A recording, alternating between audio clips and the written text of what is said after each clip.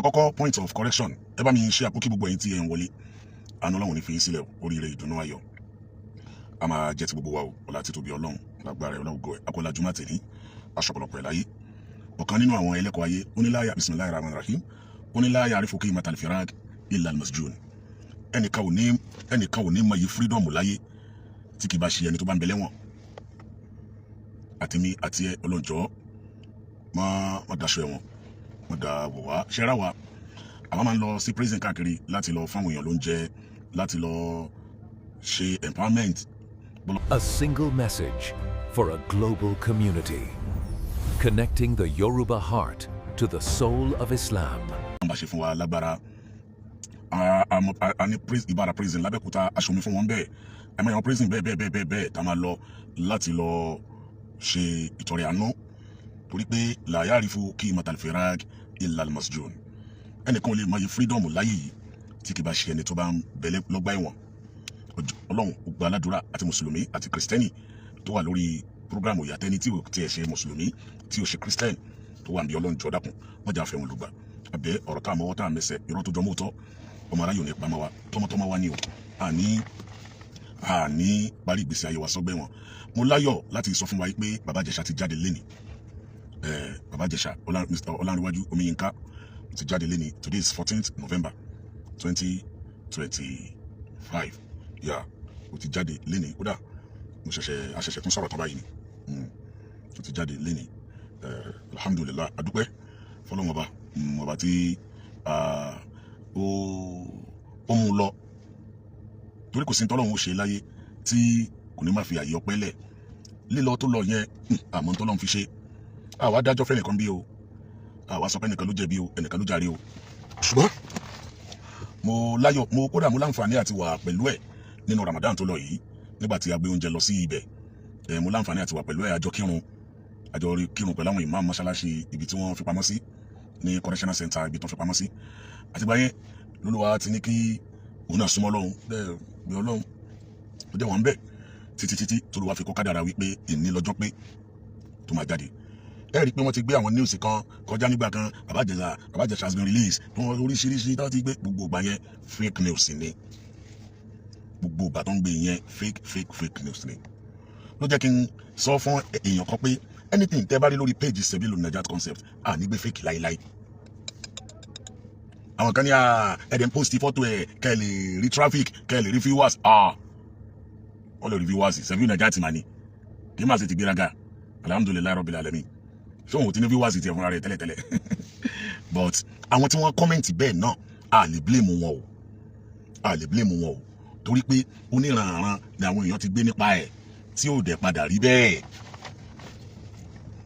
ṣùgbọ́n confam ni mo ń sọ fún wa lénìí wípé ó ti jáde alhamdulillah mo bá yọ Ọlọ́run abẹ́ mo ṣe jáde yọ Ọlọ́run má jẹ́ kó jáde lókù lọ́wọ́ o má wàá fi gbogbo àwa ẹlòmíì òkúkú mọ̀ rí ẹlòmíì ò rí ìfẹ́ náà ló mú ẹlòmíì wàláì ìfẹ́ ló ṣe ẹlòmíì wọ́n fi wá replace ẹ o abẹ́ Ọlọ́run ọba lágbára o ní àwọn Yorùbá máa ṣàdúrà yẹn tó bá tó kù lẹ́yìn kọ́lọ́n kò yọ kọ́lọ́ má jẹ́ kó kù lẹ́yìn mọ́ ni kọ́lọ́ má jẹ́ kó má kù lẹ́yìn fún kó má kù lẹ́yìn fáwa náà tájọ́ lólùfẹ́ ọlá títóbi Ọlọ́run lágbára confam ni Ọlánrewájú Omiyinka aka Baba Ìjẹ̀ṣà has been released today. Olúwa ti kó yọ lénìí tí Baba Ìjẹ̀ṣà bá tó bá máa padà sí prison ní correctional center ó fẹ́ lọ fún wọn lówó ń bẹ̀ ni ó fẹ́ lọ fún wọn lóúnjẹ ń bẹ̀ ni òun náà fẹ́ lọ ṣètọrẹ àánú ni fún wọn ń bẹ̀ torí pé nínú ẹ̀kọ́ tá a fi kọ́ nígbà tá à ń lọ bẹ̀ náà ni pé ibi yìí ṣe òpin kéèyàn wà ní correctional center kìí ṣe ojúùs òkè púpọ̀ kìí ṣe òpin pé ayé ti wá bàjẹ́ no tó fi ẹ rí i pé prison ló máa ń pè tẹ́lẹ̀tẹ́lẹ̀ kó tó wá change sí correctional center láti lè fi correct ibi tó nǹkan tó bá bàjẹ́ nínú ayé èèyàn láti lè fi correct ẹ̀ ní ẹ̀gbọ́ láti lè fi correct ẹ̀ ní kọ́lọ́ ń jọ nínú àánú ẹ̀ tí wọ́n bá dẹ̀ zoro signal marala tan fi lọ́wọ́ mọ̀ tí wọ́n bá lọ fíṣítì correctional center lẹ́ẹ̀kan èyí ò mọ títóbi Ọlọ́run wàá mọ iyì tó ń bẹ lára freedom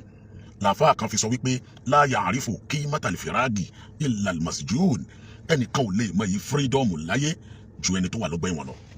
sórí ọ̀pọ̀lọpọ̀ ẹlòmíì tó rò pé ẹlòmíì ti travel out so Shakur Ọlásùnbọ̀ àdìbọ́sì Sheikh tẹ́rù pẹ́lú mi ti travel out ẹlòmí ò sí Nàìjíríà mọ́ ẹlòmí wà l'Amẹ́ríkà ẹlòmí wà ní Canada wallahi tí yẹn bá débẹ̀ yẹn ẹ rí pé ọ̀pọ̀lọpọ̀ àwọn top kìíní tó rú wa lérò pé wọn ò sí Nàìjíríà mọ́ ìyẹn bẹ́ẹ̀ o ọlọ́njọ́ nínú àánú ẹ̀ kí ni ò sí bẹ̀ yẹn tán fíìdì ńláńlá wà ń bẹ̀ tó ti ń play ball mosque ńláńlá wà ń bẹ̀ church wà ń bẹ̀ oníranran èèyàn ló wà ń bẹ̀ la ilaha illallah ẹ̀wù dàbí lé ẹ̀wù dàbí lé lọ́mọdé àfẹ́ wọn ló bá ẹ̀wù mọ̀ dàbí lé sórí kéèyàn mu gàrí láàárọ̀ kó mu gàrí lọ́sàn-án kó mu gàrí lálẹ́ kó dúpẹ́ fọlọ́hun mi ti ra mọ́tò mi ti kọ́lé mi ò ní mansion mi ò ní mọ́tò ńláńlá kan tí mo ń gbé rìn dúpẹ́ tiẹ̀ fọlọ́hun sórí kò lè jáde nílé láàárọ̀ kò lè jáde káwọn ọmọ ẹ lè rí ẹ kíyàwó ẹ lè rí ẹ kọ́kọ́ ẹ lè rí ẹ kọ ẹ lè kíra yẹ káàbọ̀ dádì ẹ kú lé mọ́mì orí ńlá ni o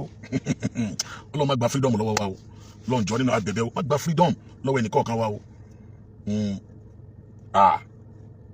má gba freedom lọ́wọ́ ẹnìkọ̀ọ̀kan wa o ẹlòmíì ò mọyì freedom anabuwa Muhammad sallallahu alaihi wa sallam anabi ní ìdára méjì kan bẹ orí ńláńlá méjì kan bẹ ní matan orí ńlá méjì ni tó já sí pé àwọn èèyàn mọyì ẹ àmọ́ orí ni alákọ̀ọ́kọ́ bẹ asehatu kéèyàn lálàáfíà wal farag kéèyàn sì ní freedom ní matan ìdára ńlá méjì ni ẹni tó lálàáfíà tó dẹ̀ ní freedom ìdára ńlá méjì tó tóbi ni tọ́lọ́ máa ṣe fẹ́ rú ẹ̀ lọ́njọ́ nínú àánú ẹ̀ wọ́n gba freedom múlẹ̀ lọ́wọ́ gbogbo wa o bàbá Ìjẹ̀ṣà akíyẹ kú oríire o congratulations to you akíyẹ kú oríire o akíyẹ kú oríire o akíyẹ kú oríire o akíyẹ kú oríire ẹsẹ̀kẹsẹ̀ tó dẹ̀ ti jáde yìí wàláì àwọn aláàánú èèyàn kan tí mi ò ní láǹfààní àti lè dárúkọ wọn dẹ̀ ti náwó sí kọ́lọ́njọ́ nínú àánú ẹ̀ kọ́lọ́n bá mi ṣàánú ẹni náà ẹni tó ń bá mi náwó sí yẹn kọ́lọ́njọ́ kọ́lọ́n má padà dá ẹnìyẹn náà padà sẹ́wọ̀n kọ́lọ́n má ti ẹnìyẹn náà mẹ́wọ̀n bàbá Ìjẹ̀ṣà congratulations to you congratulations to you because ìsìn ní kálukú mọ lórí ọmọ ìyá mi bó bá rìn mọ fura bó bá rìn àfura o ayé ò rí bẹ́ẹ̀ o yóò rí bẹ́ẹ̀ o ọjọ́ nínú àánú ẹ̀ kọ́lọ́n má ṣàfihàn ẹ̀ṣọ́ wa ẹ̀ bá rìn kó mọ fura láàrin kó máa fura ni o bàbá ti ń rìn báyìí ẹ ló báwo ni alpha ṣojú wá gẹ̀tẹ̀. ok ọ̀dà gbèmí ṣọgbọ́ ok ìkọ̀ra fún yín ní ìtọ́wò kékeré eléyìí tí mo ṣe yọ ni mo bá sọ̀rọ̀ ìtọ́wò kékeré ẹ padà rí live and direct wọ́n máa padà sórí fíìdì ẹ̀ láṣẹ Ọlọ́run padà sórí fíìdì ẹ̀ láṣẹ Ọlọ́run gbogbo yẹn wá búyọ lọ́nà dáadáa gbogbo ohun tó ti wá gbogbo ohun tó ti sọnù fún lọ́dún tọ́lọ́run fi pamọ́ yẹn Ọlọ́run wá bá mi dá padà fún ní dáadáa ní multiple ọlá ti tóbi Ọlọ́run gbogbo ohun tó ti sọnù fún mi àti ẹ̀ náà kọ́lọ́njọ́ kó dá padà fáwọn náà ní multiple ọlá ti tóbi Ọlọ́run ọlágbára ẹ̀ ọlá ògo ẹ̀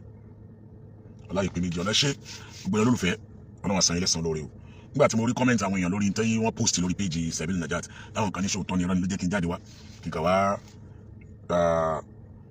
kí n kàn wá sọ fún gbogbo èèyàn pé òdodo ni o kọ́lọ́ ń jọ nínú àánú ẹ̀ gbogbo ẹ̀ṣẹ̀ tó náà ṣẹ̀ kọ́lọ́ ń bá wa dáríjì kò sẹ́ni tí kò sí ẹni tí ó mọ̀ ọ́n rìn kórí ẹ̀ máa ń mì gbogbo ọ̀nà táwa náà fi ṣe Ọlọ́run kọ́lọ́ ń dáríjì àwa náà àti wọ́n tó ń wò mí náà má fẹ́ nìkan kan ṣe yẹ̀yẹ́ gbogbo mi yé má fi ẹ̀dá kankan ṣe yẹ̀yẹ́ láyé iyyaka an tushmita má fi yàn ṣe yẹ̀yẹ́ má yọ̀yàn torí pé má farqu baynaka wa bayna al-mubtala siwa rahmatillah sórí kò sí yàtọ̀ kankan láàrin ìwọ àti ẹni tọ́lọ̀ ń fàdánwò kan kò sí yàtọ̀ kankan láàrin yíjú pé ìwọ rà àánú Ọlọ́run bàbá lọ má fi yàn ṣe yẹ̀yẹ́ má yọ̀yàn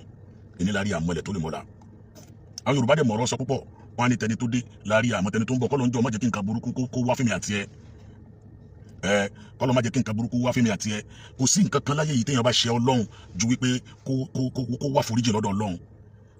tó bá dẹ̀ wá foríjì lọ́dọ̀ Ọlọ́run tán ó má padà sídìí ẹ̀ṣẹ̀ yẹn Ọlọ́run ní ọba aláforíjì ni mí ògbọ́n mi yé ọba aláforíjì òun lọ́lọ́run ọba aláforíjì lọ́lọ́run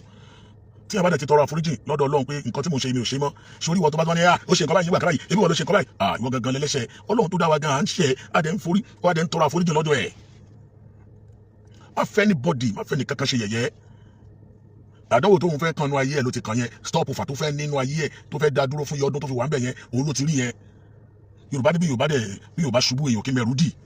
oh subhanallah má dé ẹnìkan kan lẹ́bi dẹ̀ má dé lágbájá ẹwọ́ bí tẹ́ ti dé no ẹnìkan kò tí ẹnìkan kan débi kan kádàrá Ọlọ́run ni Ọlọ́run kan máa ń lò wá gẹ́gẹ́ bí sábàbí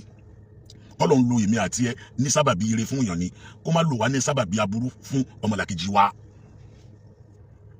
má dé ẹnìkan kan lẹ́bi o ẹ má sọ pé lágbájá kan ló ṣe kíní kan mélòó ẹni tí ó lọ sẹ́wọ̀n bẹ́ẹ̀ táwọn kan ṣe sábàbí àti lọ sẹ́wọ̀n bẹ́ẹ̀ tó já sí wípé kò dẹ̀ padà wá sílé ayé mọ́ ẹ̀wọ̀n náà ni ó wà tí ọlọ́jọ́ fi dé bá kádàrá ni tí mọ́tò bá ń sáré lọ tí ò bá ní stop fún ọmọ lọ lásìdẹ́ǹtì ni ẹ wo fíìmù kan tí Múyìwá Adémọ́lá Múyìwá authentic ẹ wo fíìmù kan tó ṣe nígbà kan orí ẹ wo orí yẹn ẹ wo orí Allahu Akbar kabira orí wá ya Múyìwá Adémọ́lá ní wèrè torí kó lè dé ibi tí ó fẹ́ dé kò sí tán pè lórí tójú kádàrá lọ Saheed Òṣùpá ó ní orí tó ń gbé ní pamọ́ nítorí alápèta ẹ̀yìn di fífọ́ ká lè rọ́mọ ẹdìẹ tuntun gbogbo ẹ̀ náà lábẹ́ kádàrá ni ó gbọ́ orí ló máa ń gbé ní pamọ́ torí alápèta kẹ́yìn lè di fífọ́ ká lè rọ́mọ ẹdìẹ tuntun Saheed Òṣùpá ló kọrin yẹn bẹ́ẹ̀ èyí tó ṣẹlẹ̀ sí bàbá Ìjẹ̀ṣà yìí nìsín bóyá orí gbé pamọ́ ni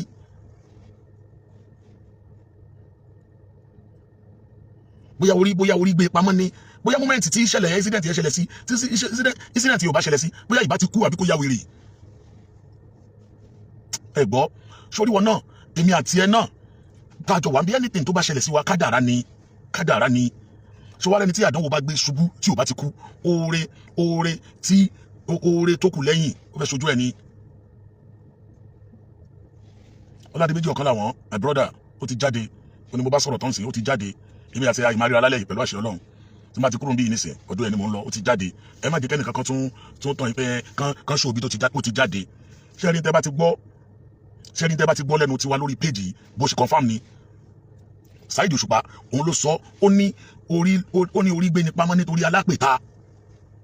ó ní orí ló ń gbé ní pamọ́ nítorí alápèta kẹ́yìn di fífọ́ ká lè rọ́mọ ẹdìẹ tuntun bí ẹ̀yin bá di fífọ́ ọmọ ẹdìẹ tuntun lẹ máa rí Òṣùpá ní làákàyè púpọ̀ Òṣùpá ó ní làákàyè púpọ̀ ó ní làákàyè pọ̀ púpọ̀ Ọlọ́run ti kó yọ ó ti jáde kọ́nà má jò padà síbẹ̀ mọ́ kí ni àti ẹ̀ náà ká má fẹ́ wọn lùgbà ló jẹ́ kí n ṣe wá sí fún ẹ má yọ anybody tó bá ṣubú ẹni tó ṣubú lè tún padà dìde látẹ́sítẹ̀ kiri àdánù má fẹ́ nìkan kan ṣe yẹ̀yẹ́ fa innaka lam ta'rif mustaqbalahu torí pé òun mọjọ́ ọ̀la rẹ̀ olóòlò ti ṣubú yẹ Ọlọ́run ti mú ó ti ṣubú ẹni tó ṣubú lè dìde aláì tó ṣubú lè dìde either you are a Christian or you are a Muslim tá a wà ń bí lórí ètò yìí nírọ̀lẹ́ yìí criticize ẹ̀sìn kankan we are criticize anybody gbọ́n mi ìbò bá jẹ́ Christian ò bá jẹ́ Mùsùlùmí ò bá má ṣe kankan tó wà ń bí ò ní fẹ́ wọn lùgbà èmi náà ò ní fẹ́ wọn lùgbà agbára tọ́lọ́run ẹ ṣàmì àdúrà tí mo ṣe yẹn wá àníjọ fẹ́ wọn àníjọ fẹ́ wọn lùgbà Òṣùpá ó kọrin kan ó ní ìmọ̀ bóyá ń rí o bóyá nẹ́tíwọ̀kì yẹn dá tí nẹ́tíwọ̀kì yẹn bá dá ẹjọ́ jẹ́ kí n mọ̀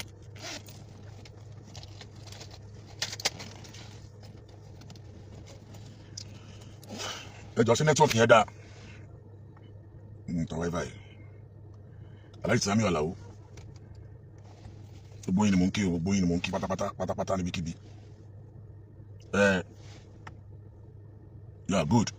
ẹ ṣe mi ìfẹ́ continue tí nẹ́tíwọ̀kì yóò bá dá ni ló jẹ́ kí n béèrè pé tí nẹ́tíwọ̀kì yẹn bá dá kan ẹjọ́ ẹ bá mi sọ pé yes n lè mọ̀ okay good Abubakar Abọ́lájà Abubakar good Saheed Òṣùpá ó ní ó ń kọrin yẹn bọ̀ ó ní ọ̀tá lè máa tiraka wọ́n tiráyì tó dé náà tiraka wọ́n tiráyì ó ní ṣùgbọ́n Ọlọ́run ló lẹ̀mí mi ẹni tí kò bá mọ̀ gbà tí màmá mi bí mi kò lè wá fọwọ́ sọ̀yà pé máa kú ní kékeré ó wá ní kò dá bó ṣe dókítà tó gbẹ́bí màá mi ìgbà tí ò bá mọ̀ gbà tọ́lọ́run mi ṣẹ̀dá mi kò lè wá fọwọ́ sọ̀yà pé máa kú ní kékeré ibi tọ́lọ́run gbé wa sí ìrọ̀lẹ́ yìí nù Òṣùpá lọ́lọ́run ní àyàdọ́ rẹ nírọ̀lẹ́ yìí wàláhì Allahu Akbar kabira gbogbo nǹkan tó bá ṣẹlẹ̀ láyé yìí orí ni jàre ẹgbàgbé ẹ̀ orí ni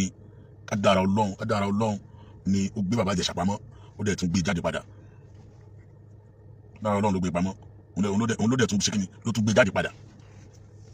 tí jẹ́ kí n sọ fún ẹ tó o bá ti ní any challenges nínú ayé o ò ní mọ bó ṣe fẹ́ sit right o ní bá bó ṣe fẹ́ sit right wà á kàn máa rò pé báyìí ṣe rí nìyẹn jẹ́ kí n máa lo ayé yẹn lọ bí ayé ò gbà bẹ́ẹ̀ wà á sit right tó bá ti ní challenges ló máa jókòó máa àwọn èèyàn challenges òun ló máa fi hàn àwọn èèyàn báwo èèyàn ṣe rí láàfin sọ fún ẹ wípé gẹ́gẹ́ bí lecture kan tí mo sọ lánàá ó ní la tansa tala satana fari má gbàgbé ìròyìn mẹ́ta nínú ayé rẹ níparí tí màá fi parí ẹ̀ nìyẹn kálọ̀ kírun ó ní la tansa tala satana fari má gbàgbé àfọ̀màdúà ẹ má gbàgbé ìròyìn mẹ́ta nínú ayé yín o gbogbo ẹni tó wà nírọ̀lẹ́ yìí sídà yóò Christian Muslim àbẹ nǹkan mi má gbàgbé nǹkan ìròyìn mẹ́ta nínú ayé rẹ èèyàn mélòó mo pè èèyàn mẹ́ta má gbàgbé ẹ̀ nínú ayé rẹ